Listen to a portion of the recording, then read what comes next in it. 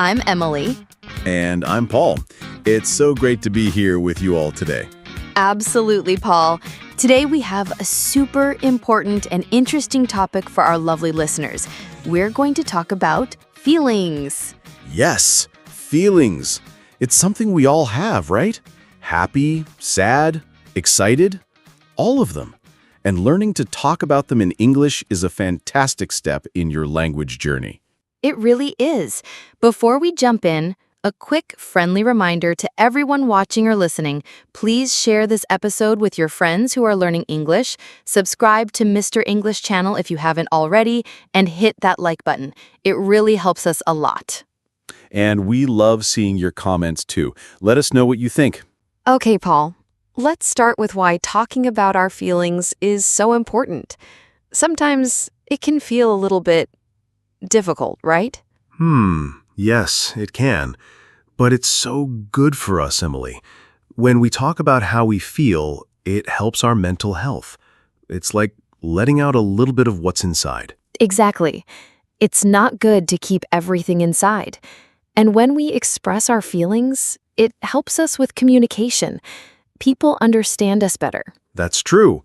If I'm feeling happy and I tell you, Emily, I'm so happy today, you understand me better. And it helps our relationships too, with friends, with family. Oh, totally. If I'm feeling a bit sad and I tell my friend, I'm feeling sad today, my friend can say, oh, I'm sorry to hear that. Can I help? It builds a stronger connection. It's like a little bridge between people. That's a great way to put it, Emily.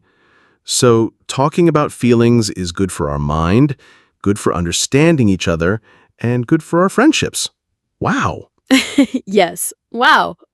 Now, for our amazing English learners, let's go over some basic words for feelings. These are words you hear every day. Absolutely. Let's start with some easy ones. The first one everyone knows is happy. Yes. When you smile, when you laugh, you are happy. Like right now, I'm feeling happy talking to you, Paul. Me too, Emily. Then we have sad. When you cry, when you feel a bit down. Oh, yeah. Like when it rains all day and you wanted to go outside, you might feel a bit sad. Right. And then there's angry.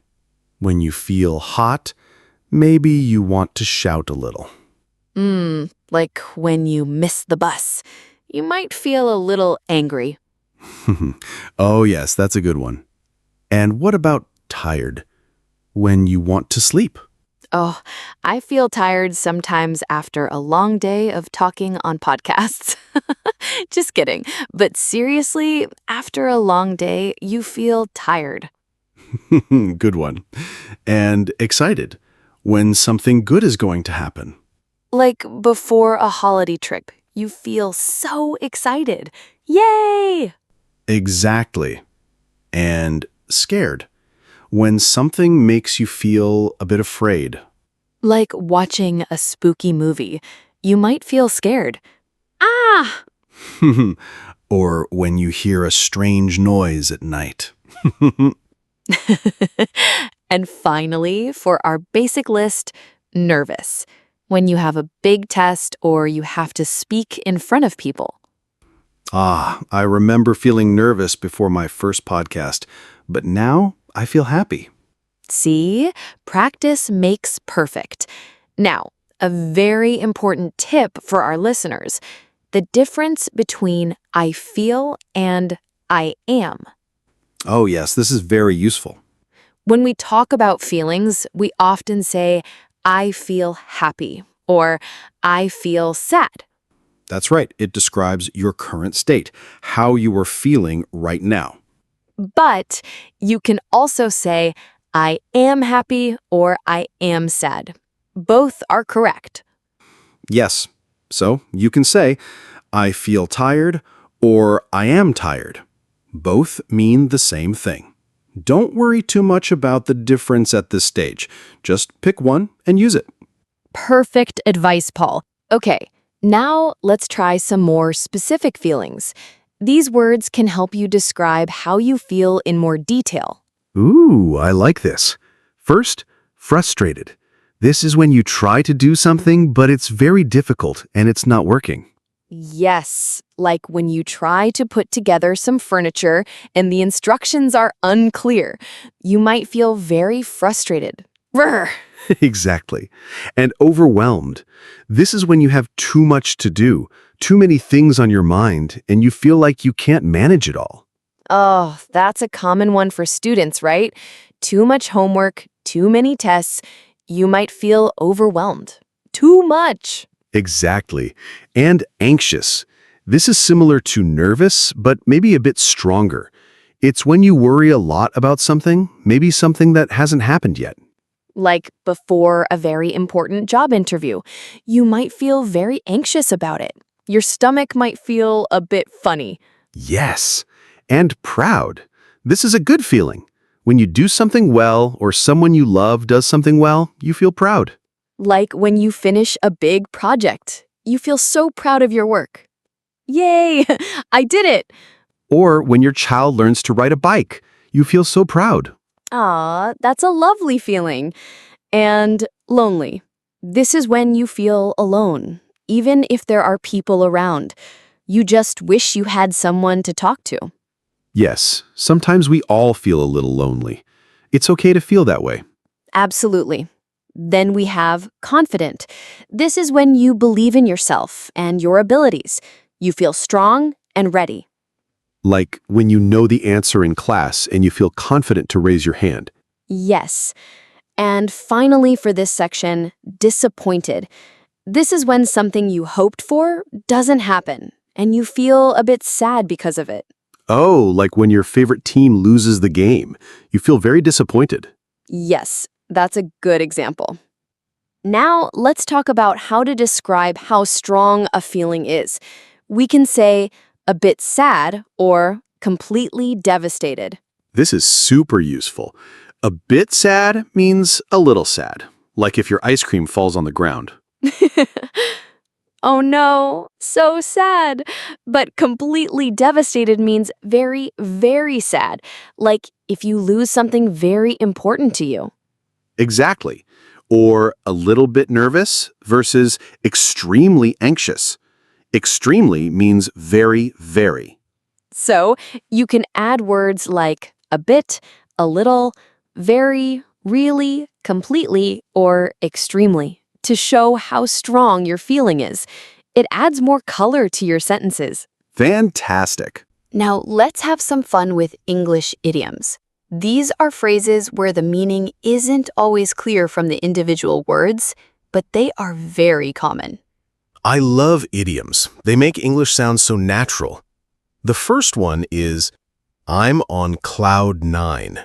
Cloud nine. This means you are extremely happy, like you are floating in the sky.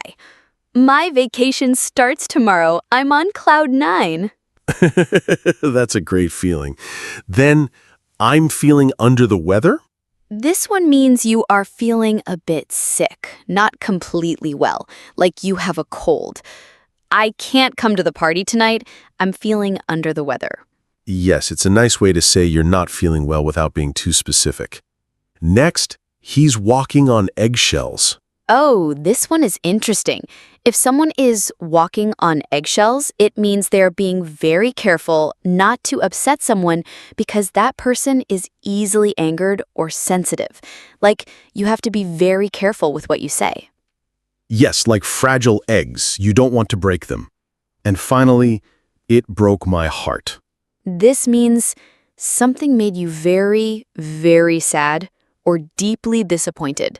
Like, when my dog ran away, it broke my heart. Oh, that's so sad, Emily. These idioms are really fun, but they take a little practice to remember. They do, but hearing them and using them will make them stick. So, we've talked about how to say how we feel. Now, how do we ask others how they're feeling, right? Yes, it shows you care. A simple one is, how are you?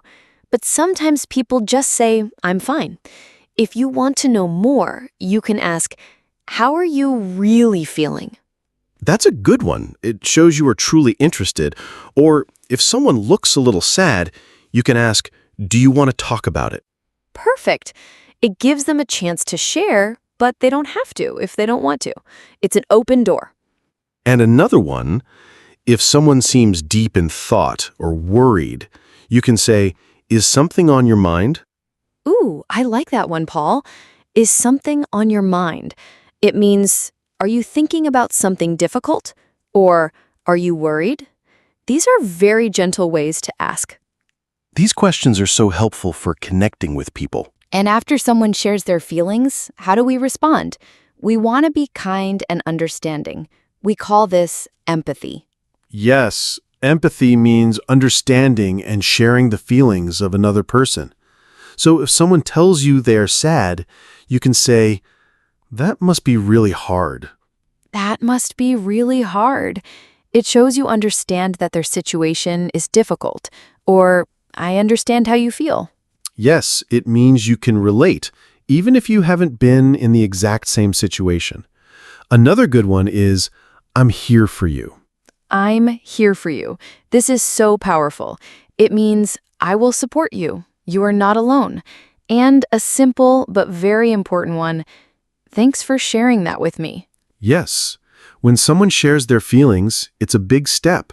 So saying, thanks for sharing that with me, shows appreciation and trust. It encourages them to share again in the future. These phrases really help build strong relationships. Okay, Paul, let's imagine some real-life situations and how we can use our new feelings vocabulary. Great idea. Let's say you had a really bad day at work. How would you describe your feelings? After a bad day at work, I might say, I'm feeling tired and a bit frustrated today. The computer was slow and I had too many meetings.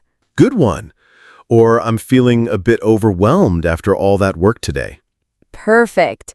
Now, what about describing excitement before a trip or a big event?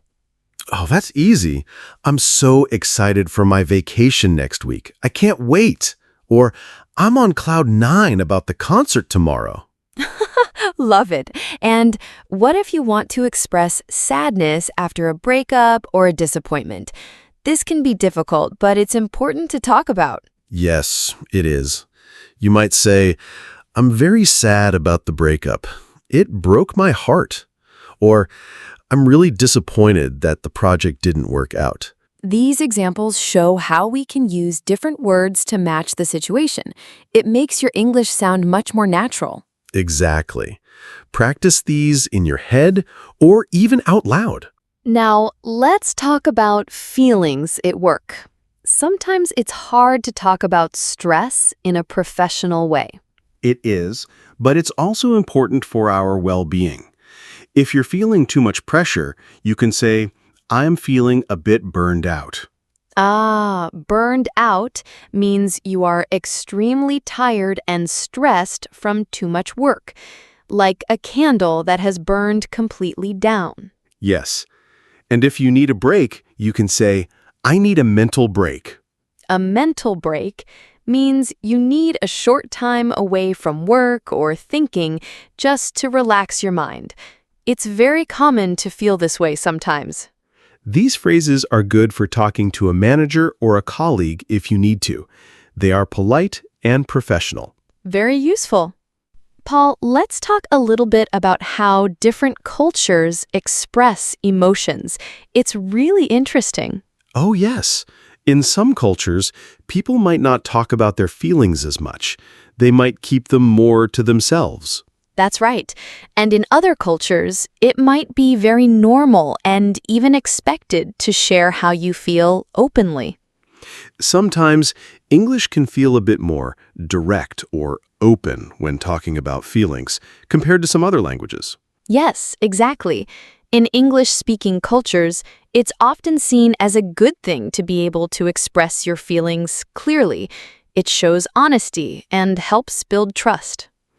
So when you are learning English, you are also learning a little bit about the culture that goes with the language. It's part of the journey. Exactly. Don't be shy to try expressing yourself. It's a skill, just like learning grammar. Okay, Paul, we're almost out of time, but before we go, what are some final tips for our listeners to improve their emotional vocabulary? My first tip is keep a feelings journal in English. Ooh, I love that. Every day, write down how you feel. Today, I feel happy because, or today, I feel a bit tired because. Yes, it helps you practice using the words. And my second tip is practice describing your day using emotional language. So instead of just saying, my day was good, try to say, my day was a bit stressful at first, but then I felt very proud of my work. Exactly. The more you practice, the easier it becomes. Don't be afraid to make mistakes. That's how we learn. That's fantastic advice, Paul. And remember, everyone, talking about your feelings is a journey, both in English and in life. Be patient with yourself. Absolutely. And we are so proud of all of you for learning and growing with us. Well, that's all for today's episode of Mr. English Channel. Thank you so much for joining us. Yes, thank you. Remember to subscribe to our channel, share this video with your friends, and hit that like button. And we would love to hear from you. Leave a comment below and tell us, how are you feeling today? Or what was one time you felt super excited? We can't wait to read your comments. See you next time, everyone. Bye-bye.